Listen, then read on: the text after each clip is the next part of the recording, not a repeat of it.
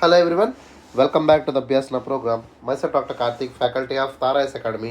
In this session, we are going to discuss about the GS3 topic.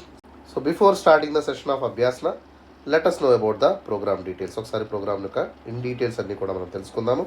So this అభ్యాసన program ఏదైతే ఉందో it's a daily mains answer writing series for the UPSC aspirants. ఎవరైతే UPSC mains ఎగ్జామినేషన్కి prepare అవుతున్నారో so వాళ్ళ కోసం ఈ యొక్క program అనేది ప్రత్యేకంగా రూపొందించబడింది. So this program was scientifically design for the students of mains examination of UPSC.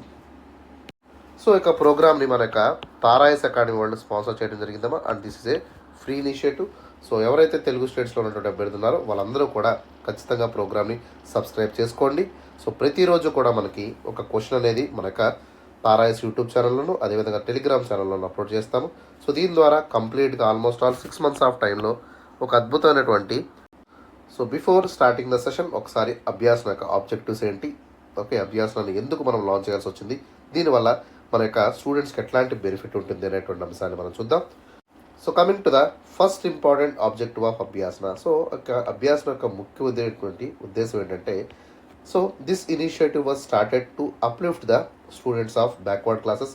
ఎవరైతే అండర్ ప్రివిలేజ్ పీపుల్ ఉన్నారో, ఎవరైతే టెస్ట్ సిరీస్కి అఫోర్డబుల్గా లేనటువంటి అభ్యర్థులు ఉన్నారో వాళ్ళ కోసం ప్రత్యేకంగా ఈ యొక్క ప్రోగ్రామ్ని ఫ్రీగా అందించేటువంటి ప్రయత్నం మన యొక్క తారాయస్ అకాడమీ చేస్తుంది. ఎందుకంటే so as we know that education is the most powerful tool for the success. ఎవరికైనా సక్సెస్ మనం సాధించాలనుకున్నప్పుడు ఖచ్చితంగా so they should be educated. Okay, ఖచ్చితంగా ఎడ్యుకేషన్ అనేది ఒక వైటల్ రోల్ ప్లే చేస్తుంది. సో ఈ విధంగా ఎవరైతే యూపీఎస్సీ కళ ఉంటుందో వాళ్ళకి సో వాళ్ళందరూ కూడా కోచింగ్ ఎవరైతే అఫోర్డబుల్గా లేనటువంటి విద్యార్థులు ఉన్నారో వారి కోసం ప్రత్యేకంగా మనం ఈ యొక్క ఆన్సర్ రైటింగ్ ప్రాక్టీస్ని మనం ప్రతి ఒక్క తెలుగు స్టేట్స్ అభ్యర్థులు ఎవరైతే ఉన్నారో వాళ్ళందరికీ కూడా ఫ్రీగా ఇచ్చేటువంటి ప్రయత్నం చేస్తున్నాము. And the important objectives of this ప్రోగ్రామ్లోకి మనం చూసినట్టయితే first important objective regarding the Abhyasana is the content enrichment. So content ఎట్లా గ్యాదర్ చేసుకోవాలి, కంటెంట్ ఎట్లా ఎన్రిచ్ చేయాలి అనేటువంటి ముఖ్యమైనటువంటి విషయాలన్నీ కూడా మనం అభ్యాసన ప్రోగ్రామ్ ద్వారా అభ్యర్థులకు చెప్పడం జరుగుతుంది. ఓకే, దాంతోపాటు సెకండ్ ఇంపార్టెంట్ ఆబ్జెక్టివ్ అయినటువంటి ఆన్సర్ రైటింగ్ స్కిల్ అప్గ్రేడేషన్ని కూడా మనం చేస్తాము. Okay, and third objective is the time management. So టైంని ఎట్లా మనం మేనేజ్ చేసుకోవాలనేటువంటి అంశాల మీద కూడా మనం ఇన్ డీటెయిల్గా డిస్కస్ చేద్దాం. Okay, so let us see each and every objective in a detailed manner. So coming to the first objective of the Abhyasana, that is the content enrichment.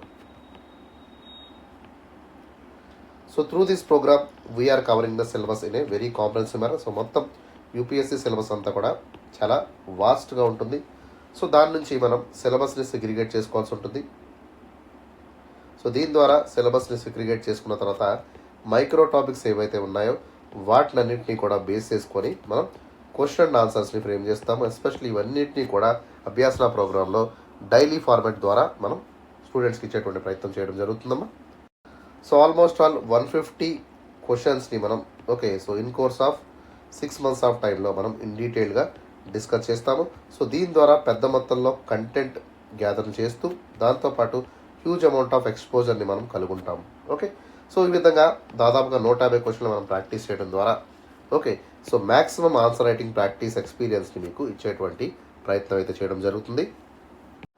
And huge amount of కంటెంట్ని కూడా మీకు ఈ programme ద్వారా అందించేటువంటి ప్రయత్నం కూడా జరుగుతుంది. ఓకేనా, so that is the first objective. Second ఆబ్జెక్టివ్లోకి మనం వెళ్ళినట్టయితే that is the answer writing skill upgradation. So ప్రతి ఒక్కరు కూడా so they will able to study. మనం చూస్తూనే ఉంటాం స్టూడెంట్స్ అందరూ కూడా గంటల కొద్దీ చదువుతూ ఉంటారు. But when comes to the answer writing so ఎవరు కూడా ఆన్సర్ రాయడానికి ఇష్టపడరు. ఓకే, సో మనలో ఉన్నటువంటి ఫియర్ ఏదైతే ఉందో దాన్ని ఫస్ట్ పక్కన పెట్టాల్సి ఉంటుంది and start writing the answers. ఖచ్చితంగా ఆన్సర్స్ అనేవి మనం స్టార్ట్ చేయాల్సి ఉంటుంది. సో ఈవెన్ దో మనకి ఎంత వర్స్ట్ ఆన్సర్స్ రాసినా కూడా సో ప్లీజ్ కీప్ గోయింగ్. ఖచ్చితంగా ప్రతి ఒక్కరు కూడా ఆన్సర్స్ని అయితే వదలకుండా రాయడానికి ప్రయత్నం చేయండి. సో ఎన్ని మిస్టేక్స్ చేయాలనుకున్నా అన్ని మిస్టేక్స్ చేసేయండి. సో దట్ మనం ఎవ్రీడే 9 o'clock కల్లా క్వశ్చన్ అప్లోడ్ చేస్తాం కదమ్మా. సో దాన్ని మీరు రాయడానికి ప్రయత్నం చేయండి. సపోజ్ మనకి ఏ క్వశ్చన్కి ఎంత టైం ఇవ్వాలని నేను కాసేపట్లో చెప్తాను. బట్ మీకు చెప్తున్నటువంటి విషయం ఏంటంటే సో ఎట్లాంటి క్వశ్చన్ ఇచ్చినా 10 మార్కుల ప్రశ్న ఇచ్చినా 15 మార్కుల ప్రశ్న ఇచ్చినా ఏ క్వశ్చన్ ఇచ్చినా కూడా మీరు ఇన్ టైంలో ఆన్సర్ చేసే విధంగా ప్రాక్టీస్ చేయండి. సో తప్పిపోయినా పర్లేదు, so keep going on. Okay, so ఈ విధంగా ప్రతిరోజు కూడా సో క్వశ్చన్ని మనం ఎట్లా చదవాలి, సో క్వశ్చన్లో ఉన్నటువంటి కీ ఇంపార్టెంట్ డైరెక్టివ్స్ ఏంటి, okay. So demand of the క్వశ్చన్ని మనం ఎట్లా చూడాల్సి ఉంటుంది, ఓకే. దాంతోపాటు ఆన్సర్ అప్రోచ్ని మనం ఎట్లా డిస్కస్ చేయాలి, ఓకే. సో సపోజ్ ఇంట్రడక్షన్ని మనం ఎన్ని లైన్స్లో రాయాలి, ఎట్లా రాయాలి, ఎంత బ్రీఫ్గా రాయాలి అనేటువంటి విషయాలు కూడా మనం డిస్కస్ చేయాల్సి ఉంటుంది. దాంతోపాటు బాడీ ఆఫ్ ద ఆన్సర్లోకి మనం వెళ్ళినట్టయితే సో పాయింట్ ఫార్మేట్లో మనం ఆన్సర్స్ రాయాలా లేదా పారాగ్రాఫ్ ఫార్మేట్లో రాయాలా, సో వాల్యూ ఎడిషన్ ఎట్లా చేయాలి, డయాగ్రామ్స్ని, ఓకే, అదేవిధంగా ఫ్లో చార్ట్స్ని ఎక్కడ యూజ్ చేయాల్సి ఉంటుంది, ఇట్లాంటి అంశాలన్నింటినీ కూడా మనం ఇన్ డీటెయిల్గా డిస్కస్ చేద్దాము. దాంతోపాటు టోన్ ఆఫ్ ద ఆన్సర్ ఎట్లా మెయింటైన్ చేయాలి, ఎట్లా స్ట్రక్చర్ చేయాలి అనేటువంటి అంశాలను కూడా ఇన్ డీటెయిల్గా మనం చూద్దాం. అండ్ ఫైనల్లీ కన్క్లూజన్ని ఎట్లా రాయాలి, ఒక స్టాండర్డ్ కన్క్లూజన్స్ని ఎట్లా ప్రొవైడ్ చేయాలి అనేటువంటి విషయం మీద కూడా మన అభ్యాసం ద్వారా ప్రతి ఒక్కరికి కూడా నేర్పేటువంటి ప్రయత్నం చేయడం జరుగుతుందమ్మా, ఓకేనా.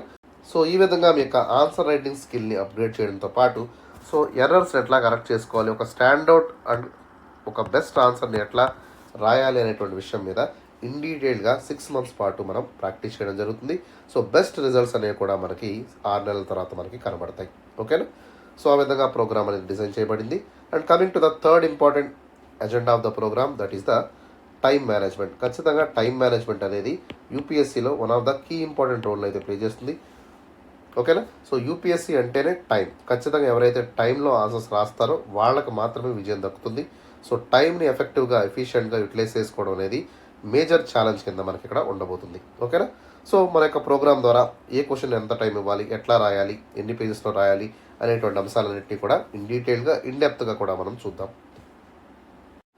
So coming to the GS పేపర్లో మనకు వెళ్ళినట్టయితే సో జిఎస్ పేపర్లో ఆల్మోస్ట్ ఆల్ మనకి 4 పేపర్స్ ఉన్నాయి.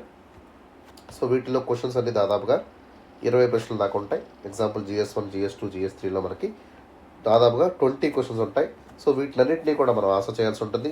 దీంట్లో మళ్ళీ 10 మార్కర్ క్వశ్చన్స్ 10 ఉంటాయి, 15 మార్కర్ క్వశ్చన్స్ 10 ఉంటాయి, ఓకేనా. సో 10 మార్కర్స్ని ఎట్లా అడ్రస్ చేయాలి, 15 మార్కర్స్ని ఎట్లా అడ్రస్ చేయాలి, అదేవిధంగా జనరల్ ఎస్ఏ క్వశ్చన్ని మనం ఎట్లా డీల్ చేయాలనేటువంటి విషయాన్ని చూద్దాం. సపోజ్ మనకి 10 మార్కర్ క్వశ్చన్లోకి వెళ్ళినట్టయితే దీంట్లో 150 వర్డ్ లిమిట్ మనం మెయింటైన్ చేయాలి, ఓకే. యూపీఎస్సీ మీ నుంచి 2 పేజీల ఆన్సర్ ఎక్స్పెక్ట్ చేస్తుంది. అండ్ దాంతోపాటు మనకి ఇచ్చినటువంటి టైం లిమిట్ ఎంతమా 7 to 8 minutes లోపే మనం ఆన్సర్ని ఫినిష్ చేయాల్సి ఉంటుంది, ఓకే. అండ్ 15 మార్కర్ క్వశ్చన్స్లోకి వెళ్ళినట్టయితే 250 వర్డ్ లిమిట్ని మనం అటాచ్ చేయాలి. 3 పేజీల ఆన్సర్ని మీరు ప్రొవైడ్ చేయాల్సి ఉంటుంది. అండ్ 11 to 12 minutes లోపే మనం ఆన్సర్ని ఫినిష్ చేయాలి, okay. And coming to the general essay పేపర్లోకి వెళ్ళినట్టయితే సో ఇది కొంచెం డిఫరెంట్గా ఉంటుందమ్మా. సో దీంట్లో మనకి 250 మార్క్స్ ఉంటాయి ఈ పేపర్లో. వీటిలో మళ్ళీ సెక్షన్ ఏ ఉంటుంది, సెక్షన్ బి ఉంటుంది. సెక్షన్ ఏలో మనకి 4 క్వశ్చన్స్ ఇస్తారు, సెక్షన్ బిలో 4 క్వశ్చన్స్ ఉంటాయి. సో వీటిలో మనకి చాయిస్ ఉంటుంది. 4 క్వశ్చన్స్లో ఒక ఆన్సర్ మనం పిక్ చేసుకోవాలి. అండ్ సెక్షన్ బిలో 4లో మనం ఒక క్వశ్చన్ని మనం పిక్ చేసుకోవాల్సి ఉంటుంది, ఓకే. సో ఈ విధంగా ఈచ్ క్వశ్చన్ మనకి 125 మార్క్స్ కింద మనకి కేటాయించడం జరిగింది, ఓకే. వర్డ్ లిమిట్ వచ్చేసి 1200 వర్డ్స్లో మనం రాయాల్సి ఉంటుంది. అట్లీస్ట్ మీ నుంచి 12 నుంచి 14 పేజీల ఆన్సర్ అయితే ఎక్స్పెక్ట్ చేస్తారు, ఓకేనా. అండ్ ఓవరాల్గా మనకి టైం లిమిట్ ఎంతమా 90 minutes, అంటే 1.5 hour టైంలో మనం ఎస్ఐని కంప్లీట్ చేయాల్సి ఉంటుంది, ఓకే. సో 2 ఎస్ఐలకి 2 90 minutes, దాదాపుగా 3 hours ఆఫ్ టైంలో 2 ఎస్ఐస్ని కూడా మనం ఫినిష్ చేయాల్సి ఉంటుంది. సో ఈ విధంగా ఇన్ టైంలో మనకి ఖచ్చితంగా క్వశ్చన్స్ అన్నింటినీ కూడా రాయగలిగితేనే మిగతా ఆస్పిరెంట్స్తో పోల్చుకున్నట్టయితే మనకి మంచి ర్యాంక్ అనేది సాధించగలుగుతాము, ఓకే. సో దీనికి రెగ్యులర్గా కన్సిస్టెంట్గా ప్రాక్టీస్ అనేది అవసరం. సో ఎప్పుడైతే మనం ప్రాక్టీస్ అనేది రెగ్యులర్గా ఉంటుందో so practice will give you the best results అనమాట. రెగ్యులర్గా మీరు ప్రాక్టీస్ చేయండి, షూర్గా 6 months ఆఫ్ టైంలో one of the best answer writers కింద మీరు మారుతారు, ఓకే. ఎందుకంటే so when you're continuously practicing the answers ఆటోమేటిక్గా ఏమవుతుందమ్మా you will write one of the best answers రాసేటువంటి అవకాశం మీకు దక్కుతుంది, ఓకేనా. So please focus on the Abhyasana. రెగ్యులర్గా మీరు రోజు కూడా క్వశ్చన్ మిస్ కాకుండా రాయండి. 6 నెలల వరకు రెగ్యులర్గా ప్రోగ్రామ్ని మీరు రాసినట్టయితే 100% 100% రిజల్ట్స్ అనేవి మీకు కనబడతాయి. దాంతోపాటు ప్రీవియస్ ఇయర్ క్వశ్చన్స్ ఏవైతే ఉన్నాయో వాటిని కూడా మీరు అడ్రస్ చేసుకోండి. దీని ద్వారా అద్భుతమైనటువంటి రిజల్ట్స్ని మనం చూడగలుగుతాము, ఓకేనా. So that is all about the agenda of the program. Now let us see the schedule of the Abhyasana. So ఒకసారి ప్రోగ్రామ్ షెడ్యూల్ని కూడా ఇన్ డీటెయిల్గా మనం డిస్కస్ చేద్దాం, ఓకే. ఏ రోజు ఏ ప్రోగ్రామ్ ఉంటుంది, ఏ టాపిక్ని మనం క్వశ్చన్ ఇవ్వబోతున్నాం అనేటువంటి విషయాలు కూడా చూద్దాం. దాంతోపాటు సిలబస్ కవరేజ్ని కూడా మనం మాట్లాడదాం. ఓకేనా? Suppose let us begin with the day 1 schedule. So first day మనం తీసుకున్నట్లయితే so Abhyasana starts from every Monday start అవుతుంది and program will ends on Saturday. So వారానికి మనకి 6 రోజుల ప్రోగ్రామ్గా అభ్యాసన ఉంటుంది. సో ప్రతిరోజు మార్నింగ్ 9 AM కల్లా మన యొక్క తారాయిస్ యూట్యూబ్ ఛానల్లో, అదేవిధంగా టెలిగ్రామ్ ఛానల్లో క్వశ్చన్ని మనం అప్లోడ్ చేయడం జరుగుతుంది. దాంతోపాటు ఈవినింగ్ 5 PM కల్లా డీటెయిల్డ్ ఆన్సర్ డిస్కషన్ అనేది కూడా మన యొక్క తారాయిస్ యూట్యూబ్ ఛానల్లో, టెలిగ్రామ్ ఛానల్లో కూడా మనం అప్లోడ్ చేసుకుందాము. ఓకే, సో ఈ విధంగా ప్రతిరోజు కూడా మనకి ఇదే టైంలో క్వశ్చన్స్ని అప్లోడ్ చేస్తాము. Answer discussion by the faculty అనేది మీకు 5 PM కల్లా మన ఛానల్లో అప్లోడ్ చేయబడుతుంది. ఓకే, సో డే 1 షెడ్యూల్లోకి వెళ్ళినట్టయితే so day 1 will be the Monday మనం GS1 పేపర్ని డిస్కస్ చేస్తాము. దీంట్లో 6 సబ్ టాపిక్స్ ఉంటాయమ్మా. ఫస్ట్ టాపిక్ వచ్చేసి ఇండియన్ హిస్టరీ, సెకండ్ టాపిక్ వచ్చేసి world history, third topic is post independence consolidation, fourth topic is Indian society, fifth topic వచ్చేసి art and culture, sixth topic is India and world geography. So మొత్తం 6 టాపిక్స్ని in డీటెయిల్గా మనం Monday session of అభ్యాసనలో discuss చేయడం జరుగుతుంది. ఓకేనా? And coming to the day 2 schedule of Abhyasana. So day 2 will be the Tuesday. So Tuesday మనం 4 sub టాపిక్స్ని డిస్కస్ చేస్తాము. సో వాటిలో ఇండియన్ పాలిటీ, సో GS2 పేపర్ని మనం చూస్తాం ఇక్కడ, ఐ ఫర్గాట్. సెకండ్ టాపిక్ వచ్చేసి governance, third topic is social justice and the last topic is international relation. మొత్తం 4 టాపిక్స్ని ఇన్ డీటెయిల్గా మనం మంగళవారం అభ్యాసన సెషన్లో డిస్కస్ చేయడం అయితే జరుగుతుంది. Then coming to the day 3 session of Abhyasana. So day 3 will be the Wednesday. So Wednesday మనం GS3 పేపర్ని డిస్కస్ చేస్తాము.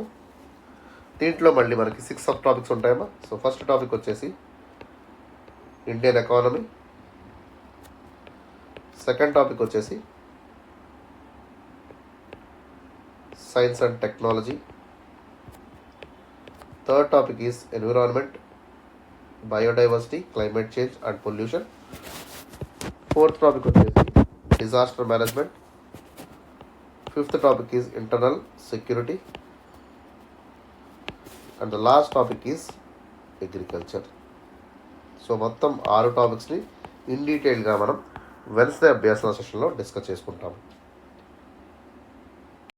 So next important day is the day 4 session. So day 4 session will be on Thursday. So Thursday we're conducting a special session on the ethics paper. So GS4 paper మీద మనం ప్రత్యేకమైనటువంటి సెషన్ని conduct చేస్తున్నాము. So in this session we're covering the entire syllabus of GS4 comprehensively. మొత్తం concepts అన్నింటినీ కూడా మనం జాగ్రత్తగా స్టడీ చేస్తూ, అదేవిధంగా ప్రతి ఒక్క కీవర్డ్ యొక్క కేస్ స్టడీస్ని కూడా మనం అడ్రస్ చేయడం జరుగుతుంది.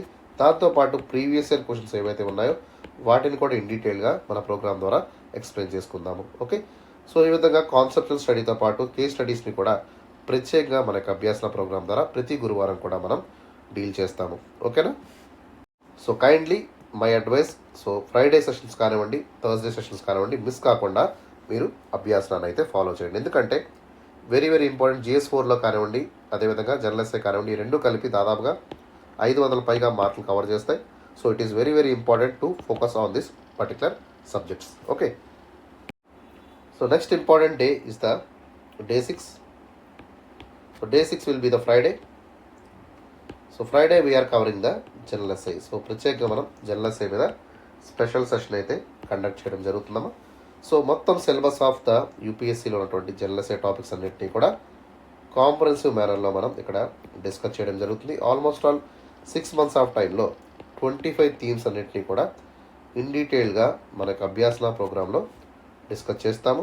సో ఈచ్ అండ్ ఎవ్రీ టాపిక్ని ఇన్ డెప్త్ అనాలిసిస్తో, ఓకే, సో అదేవిధంగా యానోడోట్స్తో ఎట్లా స్టార్ట్ చేయాలి, ఏ విధంగా స్ట్రక్చర్ చేయాలి, టోన్ ఆఫ్ ద ఎస్సేని ఎట్లా మెయింటైన్ చేయాలి, ఓకే, వాల్యుయేషన్ ఎట్లా మనం చేయాల్సి ఉంటుంది, దాంతోపాటు కన్క్లూషన్ ఎట్లా ప్రొవైడ్ చేయాలి అనేటువంటి విషయాలన్నింటి మీద కూడా ఇన్ డీటెయిల్ డిస్కషన్ అనేది మనకి ఫ్రైడే సెషన్ ఆఫ్ అభ్యాసనలో జరుగుతుంది. ఓకేనా? So please don't miss the session on Friday regarding the general essay. ఓకేనా? And coming to the last day, that is the day 6 of Abhyasana. Day 6 will be the Saturday. So Saturday we are conducting a special session on the current affairs. So current affairs మీద special session ఎందుకంటే ఎగ్జామ్లో current affairs డైరెక్ట్గా లేనప్పటికీ mostly general studies paper అన్నింటిలో కూడా GS1 కానివ్వండి, GS2, GS3, okay. So ప్రతి ఎగ్జామ్లో కూడా కరెంట్ అఫైర్స్ లింక్ చేస్తూ డైనమిక్ క్వశ్చన్స్ని మనకి ఎగ్జామ్లో అడుగుతున్నారు. వాటినన్నింటినీ కూడా మనం ఖచ్చితంగా మిస్ కాకుండా రాయాలనుకుంటే కరెంట్ అఫైర్స్ మీద మనం ఫోకస్ చేయాల్సి ఉంటుంది. ఓకే. దాంతోపాటు పర్సనల్ ఇంటర్వ్యూ ప్రోగ్రాంలో కూడా కరెంట్ అఫైర్స్ అనేది చాలా ఇంపార్టెంట్ కీ రోల్ని పోషిస్తుంది కాబట్టి so we need to study in detail about the current affairs. Okay. So ఇక అభ్యాసన ప్రోగ్రామ్ ద్వారా మనం స్పెషల్ సెషన్ అయితే కండక్ట్ చేయడంతో పాటు ఓకే, సో ఆ వీక్లో ఉన్నటువంటి ఇంపార్టెంట్ కరెంట్ అఫైర్స్ని మనం తీసుకొని దాంట్లో ఉన్నటువంటి మోస్ట్ ఇంపార్టెంట్ థీమ్ని క్వశ్చన్ అండ్ ఆన్సర్ ఫార్మాట్ ద్వారా మన యొక్క ప్రోగ్రాంలో సాటర్డే మనకి ఇవ్వడం జరుగుతుంది. And my most humble request to all the aspirants of UPSC ఎవరైతే ఉన్నారో వాళ్ళందరూ కూడా అట్లీస్ట్ 30 మినిట్స్ వరకు హిందూ న్యూస్ పేపర్ని ప్రతిరోజు చదవండి. దాంతోపాటు నోట్స్ని కూడా ప్రిపేర్ చేసుకొని మీ దగ్గర ఉంచుకునేటువంటి ప్రయత్నం చేయండి. దీని ద్వారా కరెంట్ అఫైర్స్ అంతా కూడా కాంప్రహెన్సివ్గా చదివేటువంటి అవకాశం మీకు దక్కుతుంది. సో ఓవరాల్గా కరెంట్ అఫైర్స్ అంతా కూడా కవర్ చేసినటువంటి ఆస్పిరెంట్ ఎవరైతే ఉన్నారో సో మిగతా వాళ్ళతో పోల్చుకుంటే వాళ్ళకి మంచి ర్యాంక్ వచ్చేటువంటి అవకాశం 100% ఎక్కువగా ఉంటుంది. ఓకేనా? సో ఐఎమ్ కైండ్లీ రిక్వెస్టింగ్ ప్రతి ఒక్కరు కూడా కరెంట్ అఫైర్స్ నోట్స్ని మెయింటైన్ చేయండి. It is very very important for the final examination. Okay. దాంతోపాటు ఇంకా మంత్లీ కన్సల్టేషన్స్ ఏమైనా ఉన్నట్టయితే సో వాటిని కూడా మీరు ఇంపార్టెంట్ థీమ్స్ ఏమైనా మిస్ అయ్యారనుకోండి సో సెలెక్టివ్గా వాటిని చదివేటువంటి ప్రయత్నం చేయండి. సో ఓవరాల్గా కరెంట్ అఫైర్స్ అంతా కూడా మీరు మిస్ కాకుండా ఇన్ డీటెయిల్గా పర్ఫామ్ చేయడానికి ఈ యొక్క ప్రోగ్రామ్ అంతా కూడా మనకి ఉపయోగపడుతుంది. ఓకేనా? So that is about the schedule of Abhyasana. Now let us move to the answer discussion. So let us talk about the question of the day. Explain the role and challenges of conclusive land titling and digital records in achieving the India's 5 trillion economy target. Okay, ఇక్కడ తరచుగా మనకి రీసెంట్గా వార్తల్లో ఎక్కువగా వస్తున్నటువంటి topic ఏంటమ్మా, land titling act అనేటువంటి అంశాన్ని మనం తరచుగా చూస్తున్నాము. సో అదేవిధంగా డిజిటలైజేషన్ ఆఫ్ ల్యాండ్ రికార్డ్స్ కూడా ఎక్కువగా మనం వింటున్నాము. సో దానికి అనుగుణంగా మనకి GS3 పేపర్లో ఈ యొక్క క్వశ్చన్ అయితే మీకు ఇవ్వడం జరిగింది. So we need to explain the role and challenges regarding the conclusive land titling as well as digital land records in India. So ఈ యొక్క కన్క్లూజివ్ ల్యాండ్ టైటిలింగ్ ద్వారా డిజిటలైజింగ్ ద ల్యాండ్ రికార్డ్స్ ద్వారా మనం ఏదైతే 5 ట్రిలియన్ ఎకానమీని 2022 కల్లా achieve చేద్దాం అనుకున్నామో మనం ఆల్రెడీ దాటేసాము టార్గెట్ని. బట్ ఎప్పుడైతే మనం అనుకున్నామో సో దానికి అనుగుణంగా ఈ యొక్క రికార్డ్స్ అన్నింటినీ కూడా మనం ఎట్లా మెయింటైన్ చేయాలి, ఎట్లాంటి ఛాలెంజెస్ని మనం ఎదుర్కొంటాం అనేటువంటి విషయాన్ని మనం చూద్దాం. ఓకే. సో రైట్ నో మనం approximately we are achieving 3.5 trillion economy మనం అచీవ్ అయ్యాం. Okay. And it is way longer to achieve the 5 trillion economy. By 2025 కల్లా మనం 5 ట్రిలియన్ ఎకానమీ అయితే రీచ్ అవుతాం అనేటువంటి ఎక్స్పర్ట్స్ నిర్ణయం అయితే ఉంది. ఓకే. సో ఇవన్నీ కూడా పక్కన పెడితే క్వశ్చన్ ఇచ్చారు కాబట్టి మనం ఆన్సర్ చేయాలి. So we have to focus on the question as such. Okay. So అప్రోచ్లోకి మనం వెళ్ళినట్టయితే ఇంట్రడక్షన్ ఎట్లా ఇవ్వాలంటే సో ఖచ్చితంగా ఇండియాలో ఉన్నటువంటి ల్యాండ్ టైటిలింగ్ యాక్ట్స్ ఎట్లా ఉన్నాయి, ఓకే, దాని యొక్క గోల్ ఏంటి అనేటువంటి అంశం మీద మనం ఇక్కడ డిస్కస్ చేస్తూ సో ల్యాండ్ రిఫార్మ్స్ 2.0 అనేటువంటి అంశాన్ని ఎట్లా ఈ యొక్క ల్యాండ్ టైటిలింగ్ యాక్ట్ ద్వారా డిజిటలైజేషన్ ఆఫ్ ల్యాండ్ రికార్డ్స్ని ఎట్లా మనం సాధించుకుంటున్నాము అనేటువంటి అంశాన్ని కూడా మనం చూద్దాం.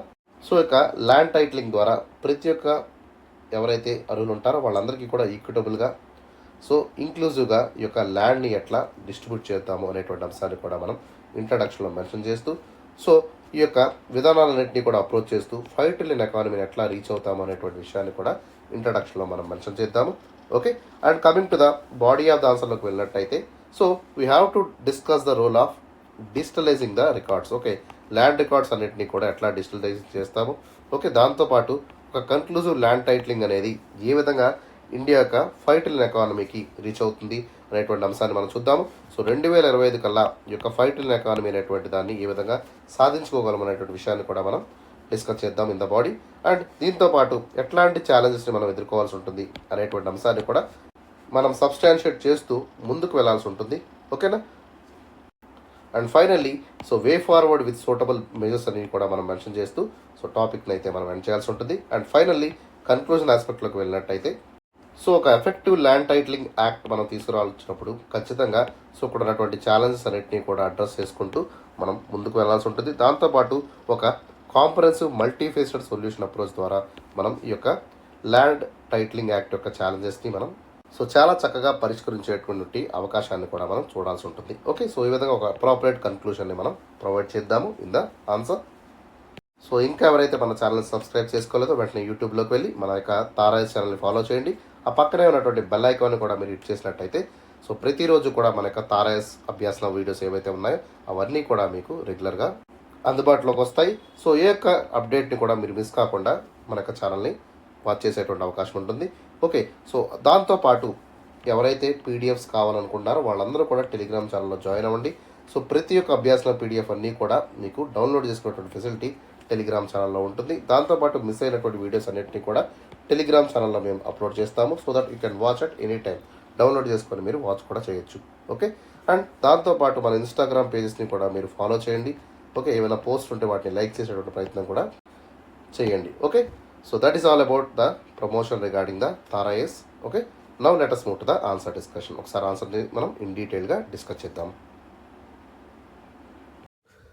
So here the land titling is especially referring the ownership of the land through the land records. Okay, so మొత్తం మనకున్నటువంటి ల్యాండ్ ఏదైతే ఉందో దాని టైటిల్ అంటే నేమ్తో పాటు సో ల్యాండ్ యొక్క ఓనర్షిప్ని కూడా ఈ యొక్క ల్యాండ్ టైటిలింగ్ యాక్ట్ ద్వారా మనం తీసుకురావడం జరిగింది. సో దీని ద్వారా గవర్నమెంట్ ఏం చేస్తుందమ్మా, government is providing a complete and actual set of data అంతా కూడా సో ఎవరైతే ల్యాండ్ ఓనర్ ఉన్నారో సో ల్యాండ్ యొక్క ఓనర్షిప్ని దాంతోపాటు టైటిల్ని ఓకే సో ఎవరైతే ల్యాండ్ ఓనర్స్ ఉన్నారో వాళ్ళకి అందజేసేటువంటి ప్రయత్నం చేయడం జరిగింది.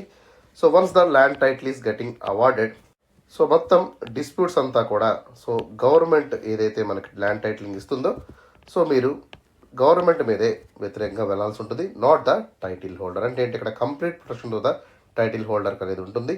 సో ఇన్ ద కరెంట్ ఎరా రైట్ నౌ సో ప్రస్తుతం ఉన్నటువంటి ల్యాండ్ యొక్క గ్రోయింగ్ డిమాండ్ అనేది మనకు పెరుగుతుంది. ఆల్మోస్ట్ ఆల్ ల్యాండ్ రిఫార్మ్స్ 2.0 మనం తెర తీసుకొచ్చాము. దీంతో పాటు ప్రతి ఒక్క ల్యాండ్ యొక్క డాక్యుమెంట్ని కూడా మనం డిజిటలైజేషన్ చేసే విధంగా మనం ప్రయత్నం జరుగుతుంది. సో దీని ద్వారా ఒక complete set of equitable land డిస్ట్రిబ్యూషన్ని ప్రజలందరికీ కూడా అందించేటువంటి ప్రయత్నం చేయడం జరుగుతుంది.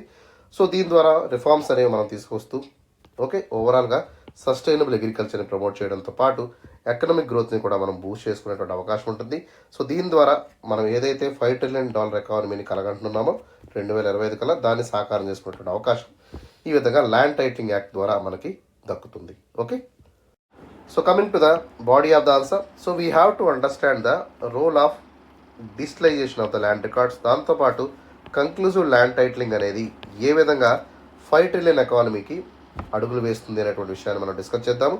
సో ఇక ఇంపార్టెంట్ పాయింట్స్ అన్నింటినీ కూడా 1 by 1 డిస్కస్ చేద్దాం. Okay, first one is land titling act వల్ల మనకి ట్రాన్స్పరెన్సీ అనేది పెరుగుతుంది. సో డిజిటలైజేషన్ వల్ల ల్యాండ్ ఎవరి పేరు మీద ఉంది, ఈ యొక్క ల్యాండ్ ట్రాన్సాక్షన్స్ ఎంతవరకు జరిగాయి, ఏమైనా డిస్ప్యూట్స్ ఉన్నాయా, లిటిగేషన్స్ ఉన్నాయా అనేటువంటి విషయాలన్నింటినీ కూడా ఇన్ డీటెయిల్గా మనం తెలుసుకోగలుగుతాము. ఎగ్జాంపుల్ మనకి కర్ణాటకలో ఇదే విధంగా భూమి ప్రాజెక్ట్ అనేది స్టార్ట్ చేయడం జరిగిందమ్మా.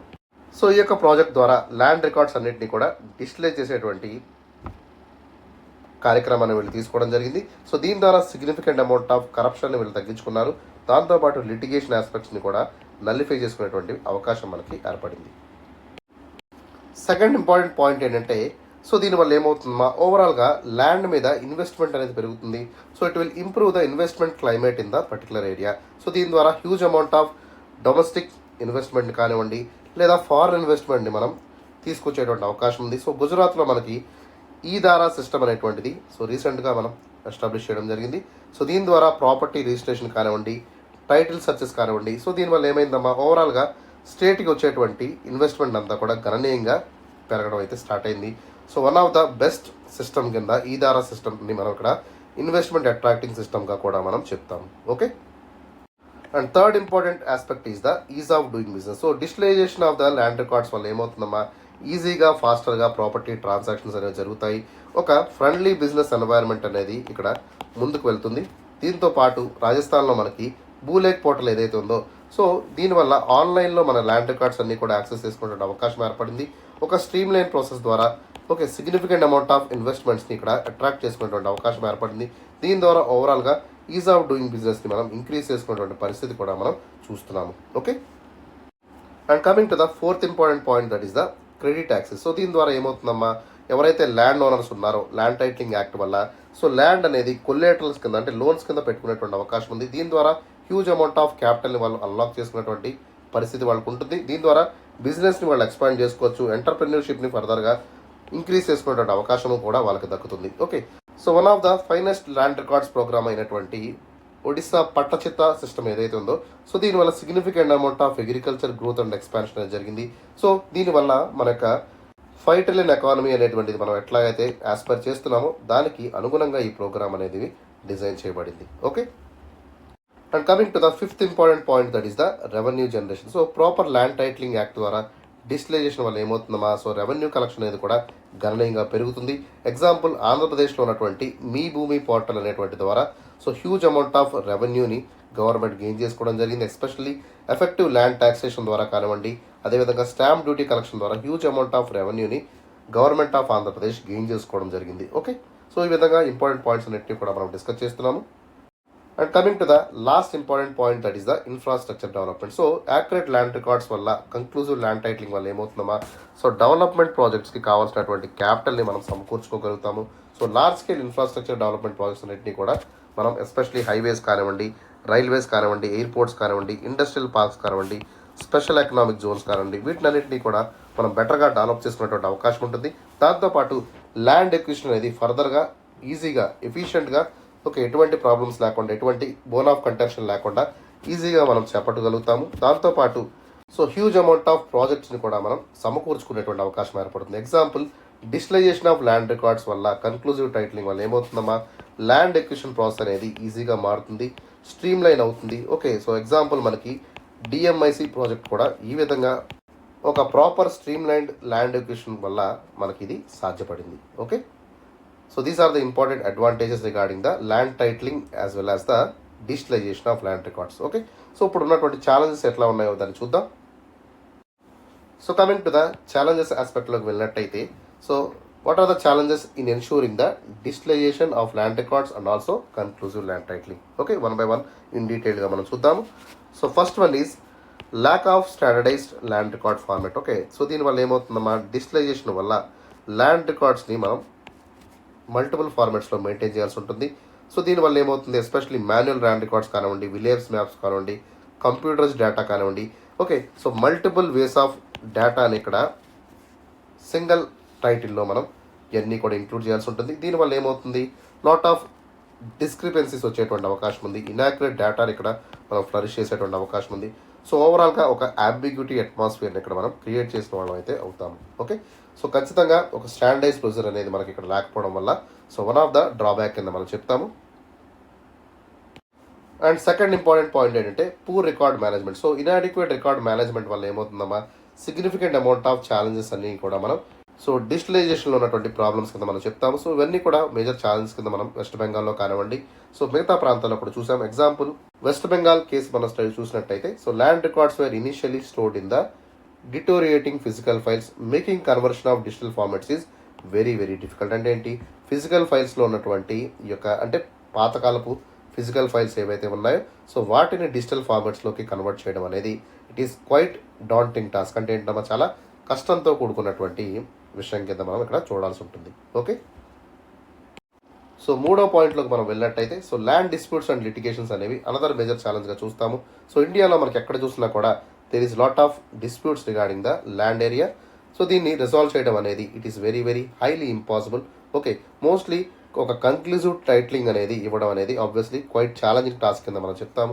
సో రీసెంట్గా Telangana digitalization of land records తీసుకున్నట్టయితే ఇట్ ఈస్ సో ఇవన్నీ కూడా చాలా కష్టంతో కూడుకున్నటువంటి అంశాల కింద మనం చెప్తాము. So it is facing so much of challenges regarding the pending cases. కొన్ని కోర్టుల్లో మనకి ఇప్పటికి కూడా కొన్ని లక్షలకు పైగా పెండింగ్ కేసులు ఉన్నాయి regarding the land records. So అట్లాంటి వాటినన్నింటినీ కూడా డిజిటలైజ్ చేయడం అనేది సో క్వైట్ డిఫికల్ట్. అంటే లిటిగేషన్లో ఉన్నటువంటి ల్యాండ్ రికార్డ్స్ని డిజిటలైజ్ చేయడం అనేది ఒక one of the difficult task కింద మనం చెప్పచ్చు.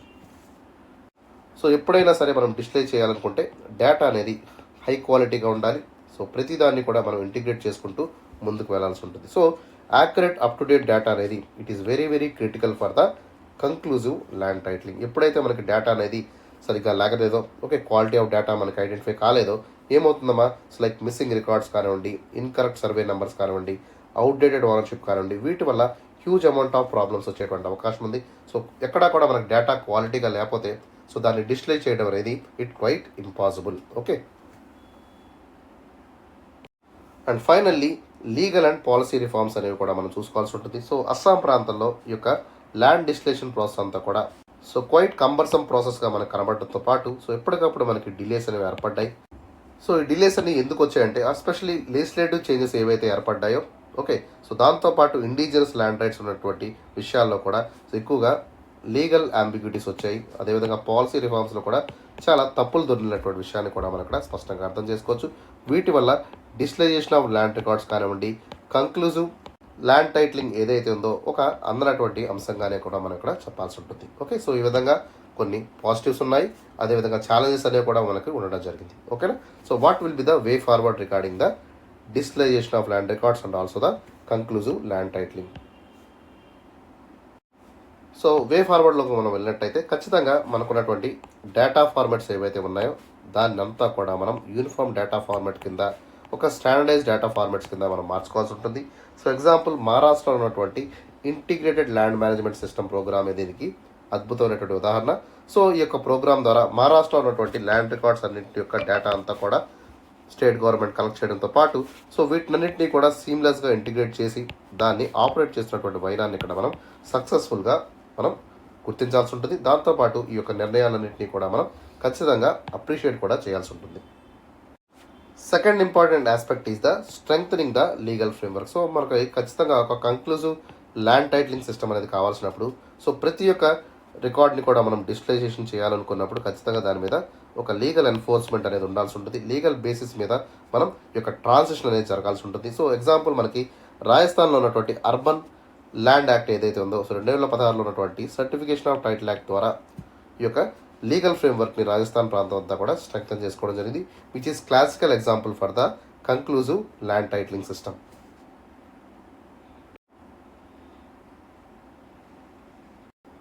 And coming to the next important promising aspect ఏంటంటే సో ఎవ్రీ స్టేట్లో ఉన్నటువంటి ల్యాండ్ రికార్డ్స్ విడివిడిగా కాకుండా ఓకే ఒక నేషనల్ వైడ్గా ఈ యొక్క ప్రోగ్రామ్ అంతా కూడా మనం ఎక్సైజ్ చేసినట్టయితే so by creation of national land records management system, దీని ద్వారా ప్రతి స్టేట్లో ఉన్నటువంటి ల్యాండ్ రికార్డ్స్ అన్నింటినీ కూడా మనం స్టోర్ చేస్తూ వాటిని డిజిటలైజ్ చేసేటువంటి అవకాశాన్ని మనం ఆలోచించాల్సి ఉంటుంది. దీని ద్వారా యాక్సెసిబిలిటీ అనేది ఈజీగా ఉంటుంది. సో ఎవరైతే స్టేక్ హోల్డర్స్ ఉన్నారో వాళ్ళందరూ కూడా they will understand the transparency. So ట్రాన్స్పరసీని కూడా మనం మెయింటైన్ చేసుకోవాలి. దాంతోపాటు ఈజ్ ఆఫ్ ఆపరబిలిటీ ఉండాలి. ఓకే, సో ఇవన్నీ ఉన్నట్టయితే ఖచ్చితంగా ల్యాండ్ రికార్డ్స్ యాక్సెసిబిలిటీ అనేది పెరుగుతుంది. ఎప్పుడమ్మా, so when we're maintaining the centralized database according to the national level. Okay, జాతీయ స్థాయిలో ఈ యొక్క సెంట్రలైజ్డ్ డేటాబేస్ని మనం ఏర్పాటు చేసినట్టయితే ఈజీగా మనకి ఆపరేషన్ అనేది మెయింటైన్ అవుతుంది. And next important point is engagement of citizens in this process. ఖచ్చితంగా స్టేక్ హోల్డర్ అప్రోచ్ ద్వారా ఎవరైతే స్టేక్ హోల్డర్స్ ఉన్నారో వాళ్ళందరినీ కూడా కూర్చోబెట్టి okay so we have to make them understand regarding the digitalization. So digitalization అంటే ఏంటి, దాంతోపాటు ఒక కంక్లూజివ్ ల్యాండ్ రికార్డ్స్ అనేవి ఎట్లా మెయింటైన్ చేస్తాము అనేటువంటి దాని మీద వాళ్ళకి అవగాహన కల్పించాల్సి ఉంటుంది. ఎగ్జాంపుల్ గుజరాత్లో ఉన్నటువంటి ఈ దారా ప్రాజెక్ట్ ఏదైతే ఉందో సో ఈ యొక్క ప్రాజెక్ట్ ద్వారా ల్యాండ్ డాక్యుమెంట్స్ అన్నింటినీ కూడా ఆన్లైన్ యాక్సెస్ కల్పించడంతో పాటు ఓకే సో ఆన్లైన్ మ్యూటేషన్ అంటే ఏంటమ్మా, so online mutation is nothing but so ఆ యొక్క స్టేటస్ని ఎట్లా చెక్ చేయాలి, అప్లికేషన్ ప్రాసెస్ ఎట్లా ఉంటుంది అనేటువంటి విషయాల మీద అవగాహన కల్పించడే మనం ఆన్లైన్ మ్యూటేషన్ అంటాము. సో దీని ద్వారా సిటిజన్షిప్ ఎంగేజ్మెంట్ అనేది ఫర్దర్గా ఇంకొంచెం డెవలప్ అయ్యేటువంటి అవకాశం ఉంటుంది. So that will be very very helpful for the digitalization of land records in India. అర్థమవుతుందమ్మా.